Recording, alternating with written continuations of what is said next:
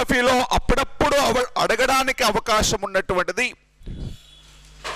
Fundamental duties.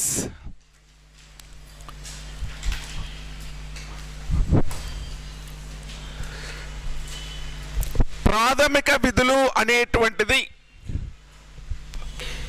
రాజ్యాంగంలోని 4th ఏ అనేటువంటి భాగంలో 4లో ఏ అనేటువంటి భాగంలో 51లో ఏ అనేటువంటి ఆర్టికల్లో చెప్తుంది. ఫండమెంటల్ డ్యూటీస్ అనేటువంటివి ప్రాథమిక విధులు అనేటువంటివి రాజ్యాంగంలోని 4A అనేటువంటి భాగంలో 51A అనేటువంటి ఆర్టికల్లో ఉన్నాయి ఫండమెంటల్ డ్యూటీస్. ఈ ఫండమెంటల్ డ్యూటీస్ అనేటువంటివి ప్రజెంట్ ఎన్నున్నాయి అంటే 11 ఫండమెంటల్ డ్యూటీస్ ఉన్నాయి. ప్రజెంట్ ఫండమెంటల్ డ్యూటీస్ ఎన్నున్నాయి అంటే 11 ఫండమెంటల్ డ్యూటీస్ అనేటువంటివి ఉన్నాయి. ఈ ఫండమెంటల్ డ్యూటీస్ అనేటువంటివి ఏ ఆర్టికల్లో ఉన్నాయి అంటే 51A అనేటువంటి ఆర్టికల్లో ఉన్నాయి. ఈ 51A అనేటువంటి ఆర్టికల్లో 51Aలో స్మాల్ ఏ నుండి 51Aలో స్మాల్ కే వరకు మొత్తం 11 ఆర్టికల్స్ అనేటువంటివి అంటే సబ్ ఆర్టికల్స్ అండి. 51Aలో మొత్తము 11 సబ్ ఆర్టికల్స్ అనేటువంటివి ఉంటాయి. ఈ 11 సబ్ ఆర్టికల్స్ అనేటువంటివి ఫండమెంటల్ డ్యూటీస్కి సంబంధించినటువంటివి, ప్రాథమిక విధులకు సంబంధించినటువంటివి. ఇనీషియల్ కాన్స్టిట్యూషన్లో రాజ్యాంగ ప్రారంభంలో ప్రాథమిక విధులు అనేటువంటి చాప్టర్ లేదు. రాజ్యాంగం రాసినప్పుడు ఫండమెంటల్ డ్యూటీస్ అనేటువంటివి లేవు. ఈ ఫండమెంటల్ డ్యూటీస్ అనేటువంటి దానిని కాన్స్టిట్యూషన్లోకి 42వ రాజ్యాంగ సవరణ చట్టం 42వ రాజ్యాంగ సవరణ చట్టం 1976 ద్వారా 42వ రాజ్యాంగ సవరణ చట్టం 1976 ద్వారా ఈ ఫండమెంటల్ డ్యూటీస్ అనేటువంటి దానిని యాడ్ చేసుకోవడం జరిగింది.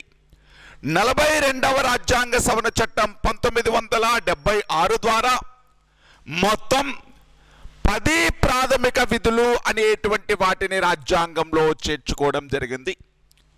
ఈ 42వ రాజ్యాంగ సవరణ చట్టం 1976 ద్వారా 10 ఫండమెంటల్ డ్యూటీస్ అనేటువంటివి యాడ్ చేసుకోవడం జరిగింది.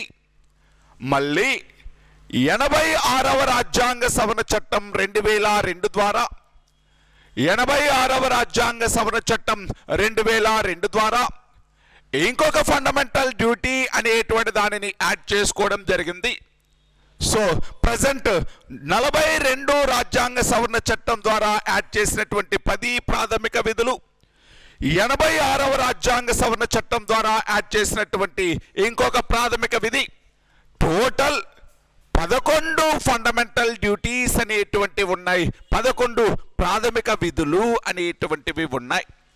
అంటే రాజ్యాంగ ప్రారంభంలో అంటే రాజ్యాంగాన్ని అమలు చేసుకునే సమయానికి 1950 జనవరి 26 నాటికి రాజ్యాంగంలో ఫండమెంటల్ డ్యూటీస్ అనేటువంటి చాప్టర్ లేదు, ఫండమెంటల్ డ్యూటీస్ లేవు.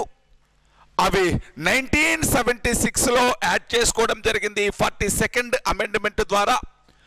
అప్పుడు 10 ప్రాథమిక విధులు అనేటువంటివి ఉన్నాయి. మళ్ళీ 86వ రాజ్యాంగ సవరణ చట్టం 2002 ద్వారా ఇంకొక ప్రాథమిక విధిని చేర్చుకొని ప్రస్తుతం టోటల్ 11 ప్రాథమిక విధులు, 11 ఫండమెంటల్ డ్యూటీస్ అనేటువంటివి ఉన్నాయి. రాజ్యాంగంలో ఫండమెంటల్ డ్యూటీస్ అనేటువంటివి ఉండాలి, ప్రాథమిక విధులు అనేటువంటివి ఉండాలి అని మనము USSR అంటే రష్యా దేశం నుంచి ఇన్స్పైర్ అయ్యి రాజ్యాంగంలో చేర్చుకోవడం జరిగింది. USSR నుంచి United states of Soviet Russia నుంచి రష్యా దేశం నుంచి ఇన్స్పైర్ అయ్యి ప్రాథమిక విధులు ఫండమెంటల్ డ్యూటీస్ అనేటువంటి చాప్టర్ను యాడ్ చేసుకోవడం జరిగింది. ప్రతి సంవత్సరం కూడా జనవరి 3ని డే ఆఫ్ ఫండమెంటల్ డ్యూటీస్ లాగా సెలబ్రేట్ చేసుకోవడం జరుగుతుంది. ప్రాథమిక విధుల దినోత్సవం లాగా జనవరి 3ను సెలబ్రేట్ చేసుకోవడం జరుగుతుంది. ఎవ్రీ ఇయర్ జనవరి 3ని డే ఆఫ్ ఫండమెంటల్ డ్యూటీస్ లాగా సెలబ్రేట్ చేయడం జరుగుతుంది. ప్రాథమిక విధుల దినోత్సవం లాగా సెలబ్రేట్ చేయడం జరుగుతుంది. ఏ దేశం నుంచి ఇన్స్పైర్ అయ్యి తీసుకున్నారు అంటే రష్యా దేశం నుంచి ఇన్స్పైర్ అయ్యి తీసుకోవడం జరిగింది ప్రాథమిక విధులని. ప్రాథమిక హక్కులని ఏ దేశం నుంచి? అమెరికా. ఆదేశిక సూత్రాలని ఐర్లాండ్. ప్రాథమిక విధులని రష్యా దేశం నుంచి. ఇప్పుడు ఈ ప్రాథమిక విధులు అనేటువంటి దానికి సంబంధించి భారత రాజ్యాంగంలో చేర్చినప్పుడు ప్రధానమంత్రి ఇందిరాగాంధీ ప్రధానమంత్రిగా ఉన్న సమయంలో ప్రాథమిక విధులని రాజ్యాంగంలో చేర్చడం జరిగింది. ఈ ఇందిరాగాంధీ ప్రధానమంత్రిగా ఉన్న సమయంలో ఈ ప్రాథమిక విధులకు సంబంధించి ఒక రిపోర్ట్ ఇవ్వమని, ఫండమెంటల్ డ్యూటీస్ అనేటువంటి వాటికి సంబంధించి అసలు ఎటువంటి ప్రాథమిక విధులు రాజ్యాంగంలో చేర్చాలో చెప్పమని ఒక రిపోర్ట్ ఇవ్వమని స్వరణ్ సింగ్ కమిటీని ఏర్పాటు చేయడం జరిగింది ఇందిరాగాంధీ గవర్నమెంట్ అనేటువంటిది. స్వరణ్ సింగ్ కమిటీ అనేటువంటి దాన్ని ఏర్పాటు చేయడం జరిగింది. ఈ స్వరణ్ సింగ్ కమిటీ అనేటువంటిది ఇచ్చినటువంటి రిపోర్టును బేస్ చేసుకొని స్వరణ్ సింగ్ కమిటీ అనేటువంటిది ఇచ్చినటువంటి రిపోర్టును బేస్ చేసుకొని 42వ రాజ్యాంగ సవరణ చట్టం అనేటువంటి దాన్ని చేయడం జరిగింది. ఈ స్వరణ్ సింగ్ కమిటీ రిపోర్టును బేస్ చేసుకుని 42వ రాజ్యాంగ సవరణ చట్టాన్ని చేసి ఈ స్వరణ్ సింగ్ కమిటీ రిపోర్టును బేస్ చేసుకునే రాజ్యాంగంలో 10 ప్రాథమిక విధులను చేర్చుకోవడం జరిగింది. అంటే ప్రాథమిక విధులు అనేటువంటివి రాజ్యాంగంలో ఇన్కార్పొరేట్ చేయమని రికమెండేషన్స్ ఇచ్చినటువంటి కమిటీ ఏంటి అంటే Swaran Singh committee, doctor Swaran Singh committee. ఏ కమిటీ యొక్క రికమెండేషన్స్ మేరకు ఫండమెంటల్ డ్యూటీస్ ని రాజ్యాంగంలో చేర్చుకున్నారు అంటే స్వరణ్ సింగ్ కమిటీ రికమెండేషన్స్ మేరకు. ఈ స్వరణ్ సింగ్ కమిటీ రికమెండేషన్స్ మేరకు ప్రాథమిక విధులని రాజ్యాంగంలో చేర్చుకోవడం కోసం 42వ అమెండ్మెంట్ చేయడం జరిగింది. ఈ అమెండ్మెంట్ ద్వారా 10 ప్రాథమిక విధులు అనేటువంటివి చేర్చుకోవడం జరిగింది. అసలు ఎందుకని స్వరణ్ సింగ్ కమిటీ అనేటువంటి దాన్ని ఏర్పాటు చేశారు? అసలు ఫండమెంటల్ డ్యూటీస్ అనేటువంటిది ఎందుకు అప్పుడే రాజ్యాంగంలో చేర్చుకోవాలి అనుకున్నారు? ఎందుకు ఈ చాప్టర్ చేయవలసి వచ్చింది అంటే ఇందిరాగాంధీ గవర్నమెంట్ ఏమని ఫీల్ అయ్యింది అంటే దేశంలో ఉండేటువంటి ప్రజలు వీళ్ళు స్వేచ్ఛలని హక్కులని ఎంజాయ్ చేయడంతో పాటు హక్కులని అనుభవించడంతో పాటు వీళ్ళకి దేశం పైన కొంత బాధ్యత కూడా కలిగి ఉండాలి, దేశానికి సంబంధించినటువంటి కొంత రెస్పాన్సిబిలిటీ కూడా కలిగి ఉండాలి.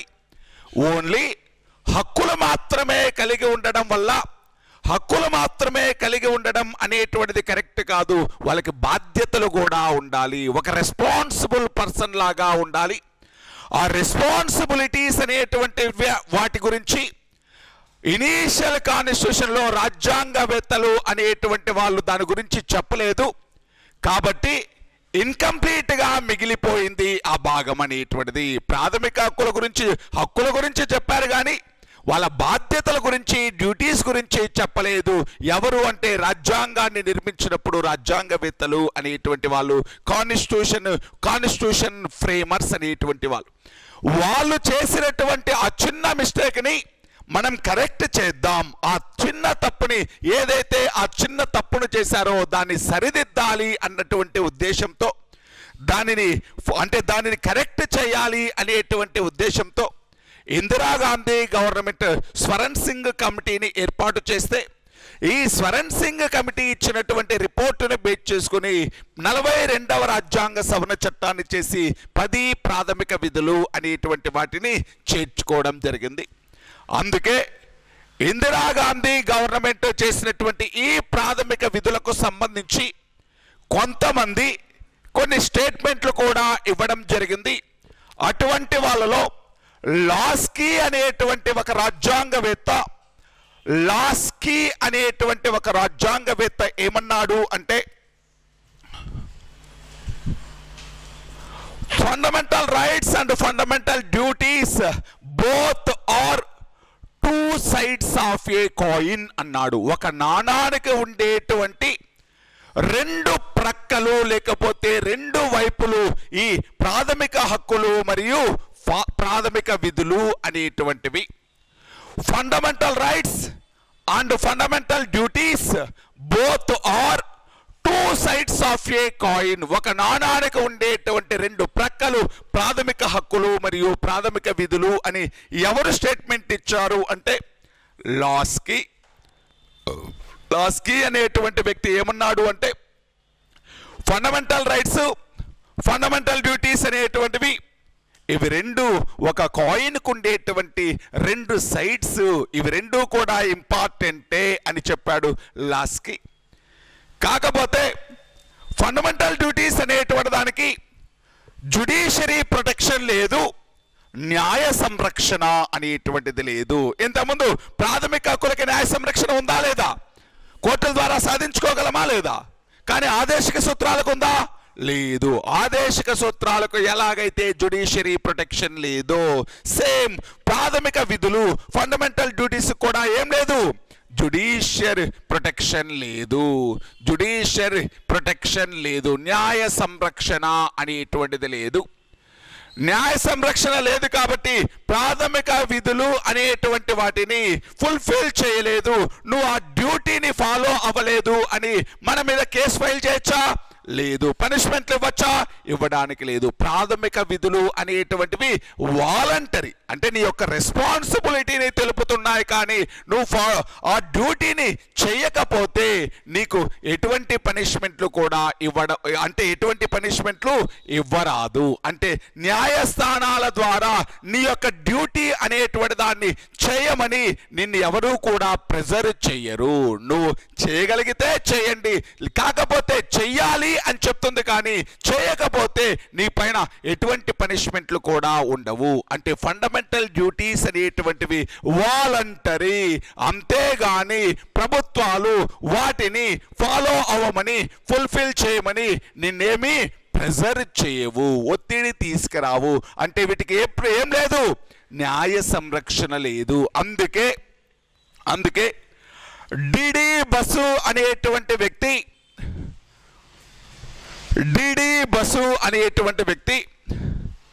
ఆయన ఇంట్రడక్షన్ టు ది కాన్స్టిట్యూషన్ అనేటువంటి బుక్ను రాశాడు. చాలా సార్లు అడిగినటువంటి బిట్ అండి.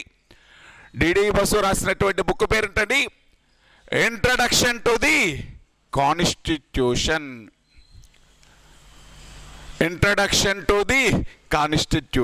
అనేటువంటి బుక్ను రాశాడు. డిడి బసు అనేటువంటి వ్యక్తి ఇంట్రడక్షన్ టు ది కాన్స్టిట్యూషన్ అనేటువంటి బుక్ను రాసి, ఈ ఇంట్రడక్షన్ టు ది కాన్స్టిట్యూషన్ అనేటువంటి బుక్ను రాసినటువంటి డిడి బసు ఏమంటాడు అంటే, ఈ ఫండమెంటల్ డ్యూటీస్ అనేటువంటి వాటిని ఫాలో అవ్వడం, ప్రాథమిక విధులను నిర్వర్తించడం ప్రజల యొక్క చిత్తశుద్ధి పైన ఆధారపడి ఉంటుంది అంటాడు.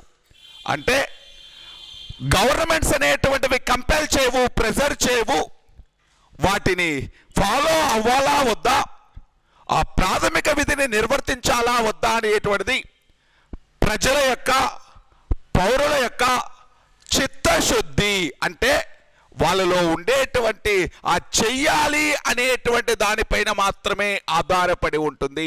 ప్రజల యొక్క చిత్తశుద్ధిపై మాత్రమే ఈ ప్రాథమిక విధులు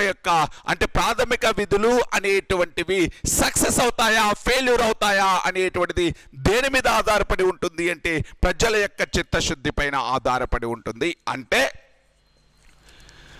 ప్రాథమిక విధులు రాసుకోవడం వల్ల ఉపయోగం ఏమీ లేదు, వాటిని ఫాలో అయితే ఉపయోగం. అది ఎప్పుడు సక్సెస్ అవుతాయి?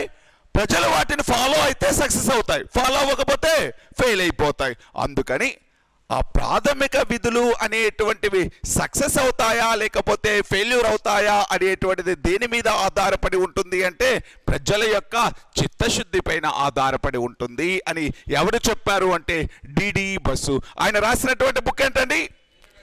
Introduction to the constitution. నిన్న మీకు గ్రాన్విల్ ఆస్టిన్ అనేటువంటి వ్యక్తి గురించి చెప్తూ ఆయన గురించి ఒక బుక్ చెప్పాను. ఏ బుక్ అది? Indian constitution corner stone of A nation. Indian constitution corner stone of A nation అనే బుక్ ఎవరు రాశారు? గ్రాన్విల్ ఆస్టిన్ అనేటువంటి వ్యక్తి. ఈయన డిడి బసు ఏ బుక్ రాశాడు అంటే ఇంట్రడక్షన్ టు ది కాన్స్టిట్యూషన్ అనేటువంటి బుక్ను రాసి ఈ ప్రాథమిక విధులు అనేటువంటివి విజయవంతం అవడం లేకపోతే అవ్వకపోవడం, సక్సెస్ అవ్వడం లేకపోతే సక్సెస్ అవ్వకపోవడం ప్రజల యొక్క చిత్తశుద్ధి పైన మాత్రమే ఆధారపడి ఉంటుంది. వాళ్ళు ఖచ్చితంగా ఫాలో అయ్యారు అంటే సక్సెస్ అవుతాయి, ఫాలో అవ్వకపోతే ఫెయిల్ అవుతాయి అని చెప్పాడు. ఎవరు అంటే ఈ డిడి బసు అనేటువంటి వ్యక్తి. నెక్స్ట్ బార్వా అనేటువంటి వ్యక్తి. బార్వా అనేటువంటి వ్యక్తి ఇక్కడ ఉంది చూడండి. బార్వా అనేటువంటి వ్యక్తి, బార్వా అనేటువంటి వ్యక్తి ఏమన్నాడు అంటే ప్రాథమిక విధులు అనేటువంటివి కేవలం అలంకారప్రాయమైనటువంటివి. అంటే జస్ట్ అవి అలంకారప్రాయమైనవి అంటే పేరుకు మాత్రమే ఉంటాయి. వాటికి జ్యుడిషియరీ ప్రొటెక్షన్ లేనంత వరకు వాటిని ఎవరైనా ఫాలో అవుతారా? Follow hour. కేవలం అలంకారప్రాయమైనటువంటివి, కేవలం ఒక మేకప్ లాగా ఉంటాయి. కాన్స్టిట్యూషన్కి ఒక మేకప్ లాంటివి అవి. జస్ట్ అవన్నీ కూడా మేకప్ అయిన తర్వాత, రెడీ అయిన తర్వాత ఒక అలంకారం అనేటువంటిది ఎలా చేస్తారో, మేకప్ అనేటువంటిది ఎలా చేస్తారో ఒక మేకప్ లాంటివి ఈ ప్రాథమిక విధులు అని ఎవరు చెప్పారు అంటే బార్వా అనేటువంటి వ్యక్తి చెప్పడం జరిగింది. బార్వా అనేటువంటి వ్యక్తి ప్రాథమిక విధులు అనేటువంటివి కేవలం ఒక మేకప్ లాంటిది, ఇండియన్ కాన్స్టిట్యూషన్కి ఒక మేకప్ లాంటివి, ఒక అలంకారప్రాయమైనటువంటివి అని చెప్పాడు బార్వా అనేటువంటి వ్యక్తి. అంటే ప్రాథమిక విధులు అనేటువంటివి ఫాలో అవ్వాలా అవ్వకూడదా అనేటువంటిది ప్రజల యొక్క ఇండివిజువల్ డెసిషన్. వాళ్ళు ఫాలో అవ్వచ్చు అవ్వకపోవచ్చు. కాకపోతే ఈ ప్రాథమిక విధులు అనేటువంటివి అవ్వడము అవ్వకపోవడము అనేటువంటిది వాళ్ళ యొక్క చిత్తశుద్ధిపైనే ఆధారపడి ఉంటుంది. ప్రజలు ఫాలో అవుతే ఏమవుతుంది అంటే సక్సెస్ అవుతాయి, లేకపోతే ఫెయిల్యూర్ అవుతాయి అని చెప్పాడు డిడి బసు అనేటువంటి వ్యక్తి. మరి ఫండమెంటల్ డ్యూటీస్ అనేటువంటివి 11 ఉన్నాయి అని చెప్తున్నాం. ఇనీషియల్గా అంటే 1976లో చేర్చుకున్నప్పుడు 10 ఉన్నాయి, ప్రజెంట్ ఇంకొకటి యాడ్ చేసుకొని 11 ఉన్నాయి అంటున్నాం. ఈ ప్రాథమిక విధులు అనేటువంటి వాటిపైన విమర్శలు అనేటువంటివి చాలా ఉన్నాయి. ఏమని విమర్శలు ఉన్నాయి అంటే ఈ ప్రాథమిక విధుల్లో ఉండేటువంటి అంశాలు ఏవైతే ఉన్నాయో, ఆ 11 ప్రాథమిక విధులు ఏవైతే ఉన్నాయో ఆ టర్మినాలజీ అనేటువంటిది కొంచెం కష్టంగా ఉంది. ఆ టర్మినాలజీ అనేటువంటిది సామాన్య ప్రజలకు అర్థం అవ్వదు. అందులో వాళ్ళు చెప్పినటువంటి భావాలు కూడా సామాన్య ప్రజలకు అర్థం అవ్వనటువంటి భావాలు చాలా ఉన్నాయి. చూడండి, కొన్ని ప్రాథమిక విధులకు సంబంధించినటువంటి విమర్శలు అంటే అసలు ప్రాథమిక విధుల్లో అనేటువంటివి ఏమున్నాయో తెలిస్తే దానిపైన ఎందుకు విమర్శ చేశారు అనేటువంటిది తెలుసుకోవచ్చు. ఏముంటుంది అంటే ప్రజలందరూ శాస్త్రీయ పరిజ్ఞానాన్ని పెంపొందించుకోవాలి అని ఉంటుంది, సైంటిఫికల్ నాలెడ్జ్ని పెంపొందించుకోవాలి. మరి చదువుకున్న వాడికైతే సైంటిఫికల్ నాలెడ్జ్ వస్తుంది, మరి పని చేసుకునేటువంటి వాడికి అంటే ప్రాథమిక విధులు అనేటువంటి దానిపైన విమర్శలు ఉంటాయి. ఎందుకని అంటే ఈ టర్మినాలజీ దీంట్లో ఉపయోగించినటువంటి ప్రాథమిక విధుల కోసం ఉపయోగించినటువంటి టర్మినాలజీ అనేటువంటిది కాంప్లికేటెడ్గా ఉంటుంది. అందులో చెప్పినటువంటి కొన్ని అంశాలు అనేటువంటివి అన్ని వర్గాల ప్రజలు అనేటువంటి వాళ్ళు అర్థం చేసుకోలేరు. దానితో పాటు ఈ ప్రాథమిక విధులు అన్నీ కూడా సామాజిక పరమైనటువంటివి, ఎక్కడా కూడా ఆర్థిక పరమైనటువంటి ప్రాథమిక విధులు అనేటువంటివి ఉండవు. అదేవిధంగా ప్రాథమిక విధుల్లో కొన్ని అంటే పన్నులు అనేటువంటివి పే చేయడం లాంటివి, ఓటు హక్కు వినియోగించుకోవడం లాంటివి, ఇటువంటి ప్రాథమిక విధులు అనేటువంటివి చేర్చకపోవడంతో ఇది ఇంకా ఫుల్ఫిల్ అవ్వలేదు, పూర్తి స్థాయిలో ప్రాథమిక విధులు అనేటువంటివి లేవు అని ఎక్కువ మంది నమ్మడం జరుగుతుంది. ఏమైనప్పటికీ అసలు ప్రాథమిక విధులపైన విమర్శలు అనేటువంటివి తెలుసుకునే ముందు అసలు ఆ ఉన్నటువంటి ప్రాథమిక విధులు ఏంటి అనేటువంటిది ఒక లిస్ట్ లాగా రాసుకుందాం. ఎక్కడా కూడా గుర్తుపెట్టుకోండి, ఎగ్జామ్లో ప్రాథమిక విధులు అనేటువంటి వాటికి సంబంధించి ఆర్టికల్స్ అనేటువంటివి అడగడు. ఫస్ట్ది ఏమడుగుతాడు అంటే ఏ ఆర్టికల్లో ప్రాథమిక విధుల గురించి ఉన్నాయి అంటే 51లో ఏ. అంతేగాని ఈ 51లో ఏలో ఉండేటువంటి ఆ 11 ఆర్టికల్స్ని 51లో ఏ దీంట్లో డి ఆర్టికల్ ఏం చెప్తుంది ఇలా ఏమీ ఎగ్జామ్లలో అడగడు. కానీ ఎగ్జామ్లో ఎలా అడుగుతాడు అంటే which of the following is not a fundamental duty అంటాడు. ఈ క్రింది వానిలో ప్రాథమిక విధి కానిదేంటి అంటాడు. ఈ క్రింది వానిలో ప్రాథమిక హక్కులేంటో తెలియాలి, ఆదేశిక సూత్రాలేంటో తెలియాలి, ప్రాథమిక విధులేంటో తెలియాలి. అంతేగాని పర్టికులర్గా ఏ ఆర్టికల్ ఏ డ్యూటీ చెప్తుంది అనేటువంటిది నేర్చుకోవాల్సినటువంటి అవసరం లేదు. కానీ ఏం నేర్చుకోవాలి, దేనిపైన ఐడియా ఉండాలి అంటే అసలు ఏముంది ఫండమెంటల్ డ్యూటీస్లో, ఎటువంటి వాటిని ఫండమెంటల్ డ్యూటీస్గా చెప్పారు, దీన్ని మాత్రం నేర్చుకోవాలి, ఐడియా ఉండాలి. ఏది ఫండమెంటల్ డ్యూటీ అనేటువంటిది నీకు ఖచ్చితంగా ఐడియా ఉండాలి. అందుకని ఈ 11 ఆర్టికల్స్ అనేటువంటి వాటి గురించి నేర్చుకుందాం. ఒక్కొక్క ఫండమెంటల్ డ్యూటీ ఏం చెప్పింది అనేటువంటి దాని గురించి నేర్చుకుందాం. లిస్ట్ రాసుకుందాం, ఫండమెంటల్ డ్యూటీస్ 11 లిస్ట్ రాసుకుందాం. దాంట్లో 51లో ఏలో స్మాల్ ఏ ఏం చెప్పింది అనేటువంటిది రాద్దాం. నేను ఫండమెంటల్ డ్యూటీస్ గురించి చెప్తున్నాను. ఫస్ట్ ఏ కమిటీ ద్వారా వచ్చాయో చెప్పుకున్నాం, ఏ గవర్నమెంట్ ద్వారా వచ్చాయో చెప్పుకున్నాం, ఏ అమెండ్మెంట్ ద్వారా వచ్చాయో చెప్పుకున్నాం, ఏ దేశం నుంచి ఇన్స్పైర్ అయ్యి తెచ్చుకున్నామో నేర్చుకున్నాం. ఇప్పుడు ఏం నేర్చుకుంటాము అంటే అసలు ఆ ఫండమెంటల్ డ్యూటీస్ ఏమున్నాయి. 51లో ఏలో ఏ ఇలా రాసుకుందాం. ఏ ఏం చెప్పింది, బి సి డి ఇలా